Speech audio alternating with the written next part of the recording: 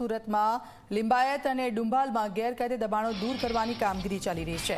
સરકારી જમીન પરના દબાણો પર બુલડોઝર ફેરવાયું છે। મામલતદાર સહિત પોલીસના ચુસ્ત બંદોબસ્ત સાથે દબાણ હટાવવાની કામગીરી કરવામાં આવી।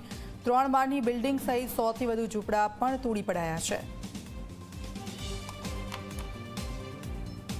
सूरत शहर उधना मामलतदार द्वारा मेगा डिमोलिशन की कामगीरी करवामां आवी रही है। सीधा तमने दृश्य बतावीशुं।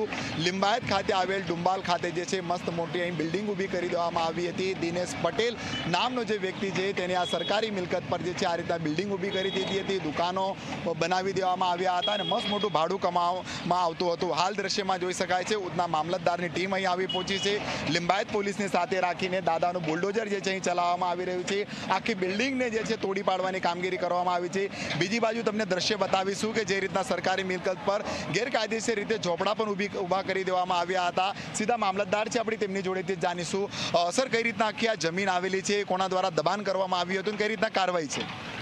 આ સરકારી ફાજલ જાહેર થયેલી જગ્યા છે, જે જગ્યા પર સુપ્રીમ કોર્ટ અને હાઈકોર્ટમાં કેસ ચાલતો હતો અને 2021માં હાઈકોર્ટમાંથી અને સુપ્રીમ કોર્ટમાંથી પણ સદરુ કેસનો નિકાલ થઈ ગયેલું છે। આમ આ જગ્યા સંપૂર્ણપણે નિર્વિવાદ રીતે સરકારી માલિકીની જગ્યા છે, યુએલસી ફાજલ હેઠળની। તેમ છતાં ત્રાહિત પક્ષકારો દ્વારા ગેરકાયદેસર રીતે બાંધકામ કરીને દબાણ ઊભું કરવામાં આવેલું હતું।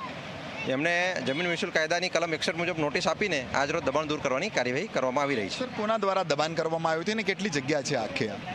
આ મોજે પર્વતની બ્લોક નંબર 14 વાળી 36,827 ચોરસ મીટર જેટલી જગ્યા છે, જે જગ્યા ઉપર વિનોદભાઈ જયરામભાઈ પટેલ નાઓ દ્વારા ગેરકાયદેસર રીતે બાંધકામ કરીને દબાણ કરવામાં આવેલું હતું। સર બિલ્ડિંગ પણ તોડી પાડવામાં આવી રહી છે, કઈ રીતના આખી આ બિલ્ડિંગ છે, ભાડું કમાવામાં આવતું હતું મસ્ત મોટું?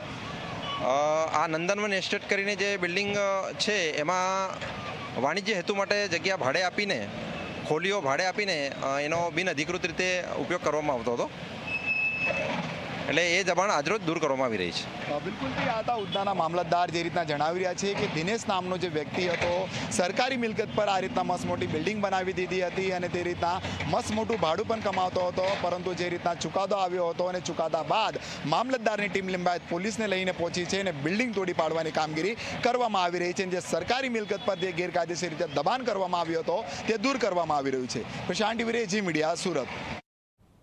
તો આ સાથે બુલેટિનમાં હાલ બસ